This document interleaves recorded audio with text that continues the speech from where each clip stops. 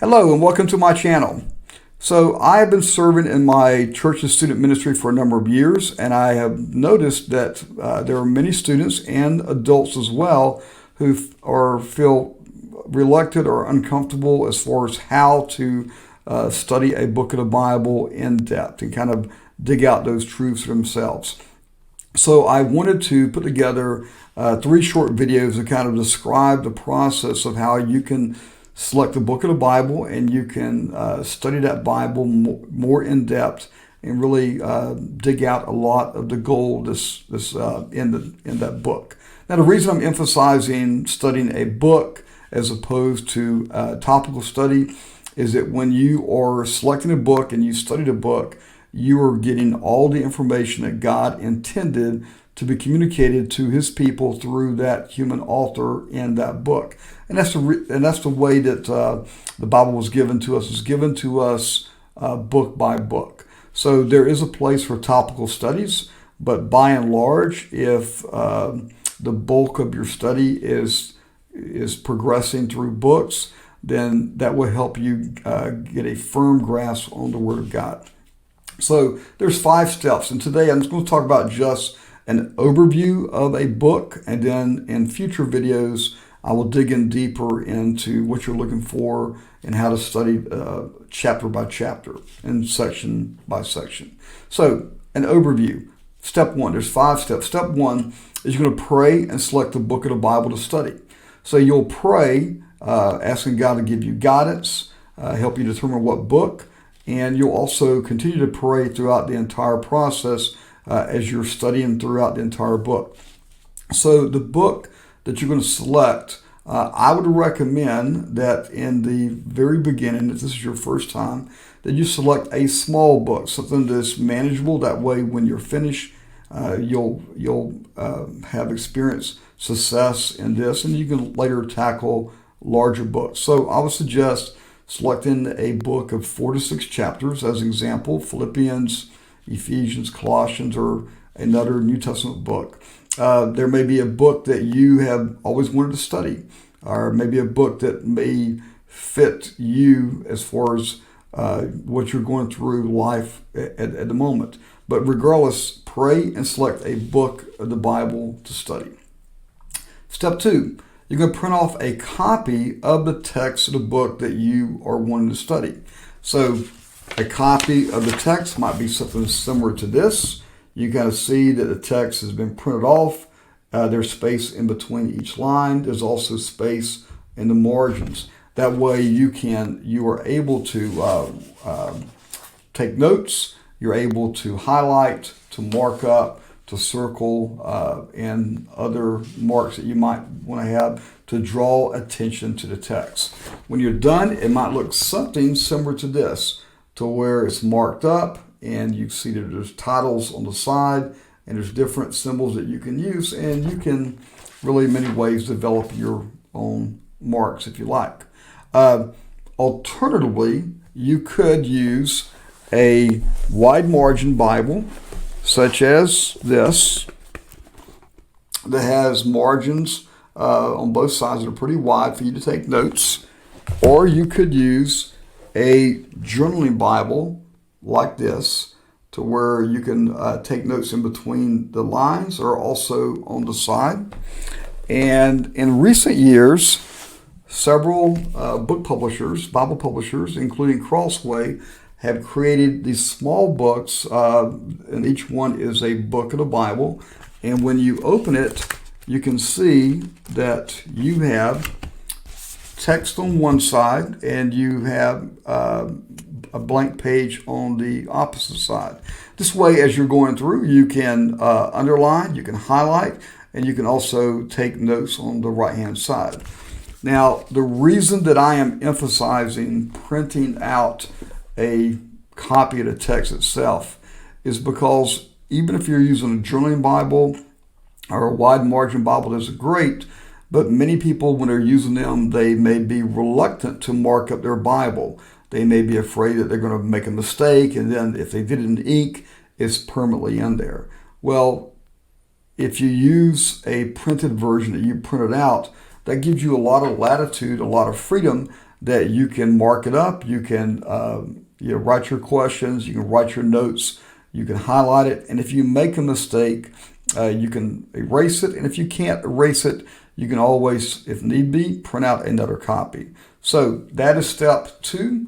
Print off a copy of the text you're going to mark up. Step 3 is you're going to read the book several times. You're going to read it repeatedly to try to become familiar with the book and to understand the central message. As you're reading, you'll be paying attention to the different sections as far as when the story changes. So in conjunction with step 3, and after you've done step 3, we're going to move to step 4. Step 4, you're going to use 2 tools that you're able to use to help you better understand the book better. So these 2 tools that you're going to use is, first, watch the Bible Project book overview on YouTube. The Bible Project has a book overview on their YouTube channel. So if you just go to YouTube and just type in Bible Project and then the name of your book, that should pop up. And as you can see on the screen, there are videos on almost every single book of the Bible. And these videos are going to be between 5 to 12 minutes long, and they help give you an overview as far as the main thrust of the book. And you kind of compare that with what you've already read. It will give you information about who wrote the book, why was it written. It will give you a lot of information that will be along with what you've already discovered in your repeated readings. The second tool you'd use would be a good study Bible. Now, when you use a study Bible, you're not looking at the notes for the different verses. You're not looking at that yet. What you're looking at is 3 different things. First, you can look at the book introduction. You can also look at any maps or charts it has. And then finally, you can also look at the outline that the study Bible may provide. Now, you're only using those 3 parts of a study Bible. You will have a chance later to look at commentaries and go more in depth, but you're only looking at this at the moment because realistically, you could read a book of the Bible, let's say Philippians. You could read Philippians 100 times, and no matter how many times you read it, you're not going to necessarily understand or grasp when was it written, and you may have some idea from the content as far as why it was written. You actually would, but you're not going to understand, when it was written and what was the circumstances in the author's life at that point in time. So a book overview video and also a study guide introduction will really help you out a lot in that regard. So as you are watching a video and as you are reading repeatedly, you're looking for certain things.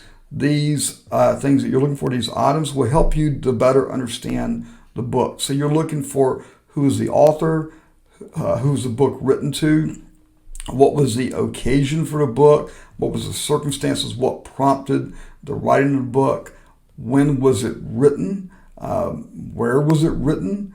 You're looking at the main themes of the book, the main characters, main events, and most importantly, you're also going to be looking at how does this book that you're reading now, how does it tie in and how does it fit with the overall theme of redemption that we see throughout the entire Bible.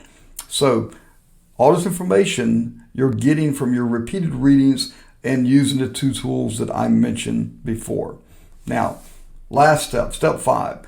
After reading it repeatedly, after using these 2 tools, you're going to make a basic outline of the book. You're going to kind of look at the different sections, and you can refer to your study Bible if you like, but don't use theirs. Try to come up with your own at first. It will help you retain the information, and also you can always compare what you have with what is in the study Bible. But you're going to go ahead and identify the different sections, create a title for each section, a preliminary title, create a preliminary title for each chapter. Now, as you're going through later, you may decide to change your chapter titles or section titles, and that's perfectly fine. but this helps you to initially begin to look and get a good handle on the book and its overall flow, its structure, and also the central message of the book. You're also, as you're going through, looking for repeated words. That will be very beneficial for you also. So those are the 5 steps as far as how to conduct a book overview. And my final thoughts on this is, record what you're learning. Keep in mind, you're not really going that in depth yet. You're just getting a basic overview. So record what you're learning in your text that you've written down or on a separate sheet of paper, and then make it a habit. Aim for a certain amount of time. You can start out with maybe 30 minutes. Then as you get into it more, you may very much desire to increase that time. But one possible application step you can have is start tomorrow. Go ahead and pray, select the book of the Bible, and starting tomorrow, spend 30 minutes studying that book as a quick overview. And very shortly, I will come out with 2 more videos describing how to go more in depth after you went past this overview. So if you have found value in this video, go ahead and click the like and subscribe button, and I'll be back in the very near future with 2 more videos to finish this out.